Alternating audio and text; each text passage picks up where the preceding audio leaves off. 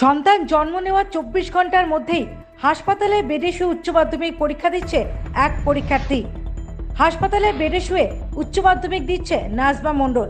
তিনি বনগাঁর ঘাটবাউ রামচন্দ্রপুর হাই স্কুলের ছাত্রী। তার পরীক্ষা পড়েছিল বনগাঁ শক্তিগড় হাই স্কুলে। বছরখানেক আগে নাজমার বিয়ে হয়েছিল ঘাটবাউর এলাকায়। তিনি সন্তান সম্ভবা ছিলেন। প্রথম পরীক্ষা দেওয়ার পর প্রসব যন্ত্রণা নিয়ে শনিবার বনগাঁ মহকুমা হাসপাতালে প্রসূতি বিভাগে ভর্তি হন। রবিবার সিজারের মাধ্যমে তার একটি সন্তান হয়। সোমবার নাজমা পরীক্ষা দেওয়ার ইচ্ছা প্রকাশ করতেই হাসপাতাল তাকে পরীক্ষা দেওয়ার ব্যবস্থা করলো স্কুল ও হাসপাতাল কর্তৃপক্ষ। কি আর বলবো, ইচ্ছা ছিল, এখন আশাটা যদি পূর্ণ হয় সবারই ভালো লাগবে। সবাই মিলে সহযোগিতা করা হচ্ছে, যদি ভালো তো লাগছে।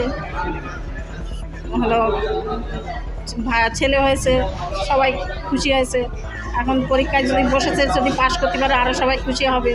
আর অপারেশন টেবিলে ও বলে যে স্যার আমি তো উচ্চ মাধ্যমিক পরীক্ষার্থী, আমি পরীক্ষা দিতে চাই।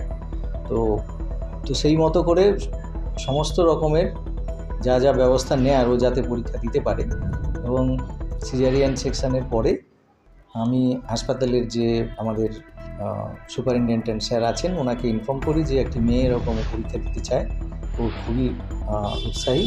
তো সেই মতো তারপরে আমাদের হাসপাতাল কর্তৃপক্ষ অত্যন্ত কম সময়ের মধ্যে ব্যবস্থাটা করেছেন এবং মায়ের এবং বেবির যাতে কোনোরকম কোনো সমস্যা না হয় তার জন্য হাসপাতাল সব রকমভাবে সাহায্য করেছে। Bureau report, the United India news.